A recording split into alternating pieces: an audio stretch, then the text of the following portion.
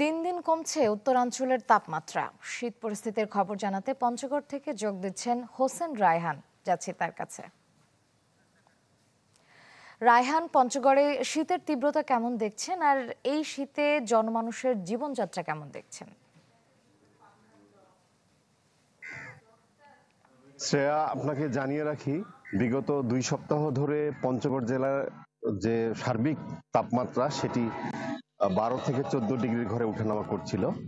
গতকাল সেটি নেমে 11.7 ডিগ্রিতে এসেছে এবং আজকেও পঞ্চগড় জেলার তাপমাত্রা সকাল 6টায় তেঁতুলিয়া পর্যবেক্ষণ কেন্দ্র আমাদের জানিয়েছে 12.2 ডিগ্রি সেলসিয়াস এবং 9টায় যে চূড়ান্ত তাপমাত্রা নির্ণয় করা হবে সেখানে হয়তো গিয়ে এটি আরো কমে যেতে পারে। RICL TMX, যুগের পর যুগ স্থাপনা থাকে মজবুত। তো পরিস্থিতি দিন দিন খারাপের দিকে যাচ্ছে, অর্থাৎ 1 ডিসেম্বর থেকে কিন্তু প্রকৃতিতে একটা বৈরী প্রভাব লক্ষ্য করা যাচ্ছে, বিশেষ করে ঘন কুয়াশা।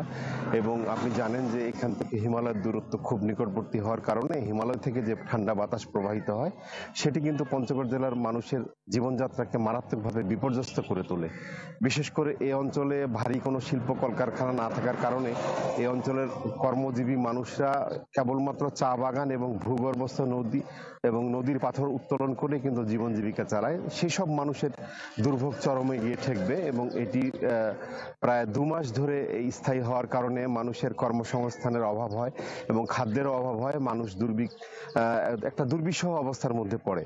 আমরা ইতিমধ্যে জেলা প্রশাসনের সঙ্গে কথা বলেছি যে পঞ্চগড় জেলার শীত কবলিত 5টি উপজেলার যারা মানুষ রয়েছে তাদের খোঁজ খবর রাখার জন্য তিনি নির্দেশ দিয়েছেন সংশ্লিষ্ট ইউনোদেরকে এবং বিশেষ করে নদীপাড়ের যারা মানুষ তাদের খোঁজ খবর রাখা হচ্ছে।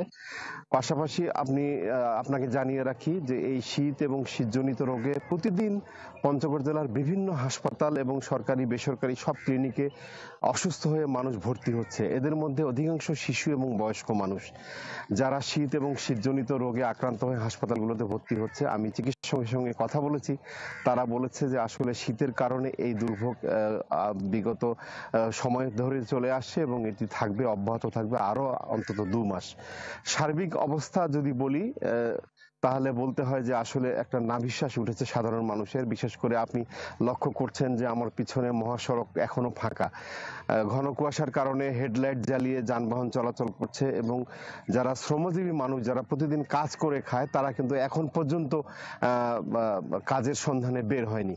সন্ধ্যা হতে না হতেই ঘরমুখী হচ্ছে মানুষ, রাস্তাঘাট হাট বাজার সব জনশূন্য হয়ে পড়ছে এবং ইতিমধ্যে শীতের প্রকোপ কিন্তু বাড়া শুরু করছে। এটি চলবে আগামী ফেব্রুয়ারি পর্যন্ত। এই ছিল আমার কাছে পঞ্চগড় জেলার সার্বিক শীতের পরিস্থিতি। ধন্যবাদ রায়হান।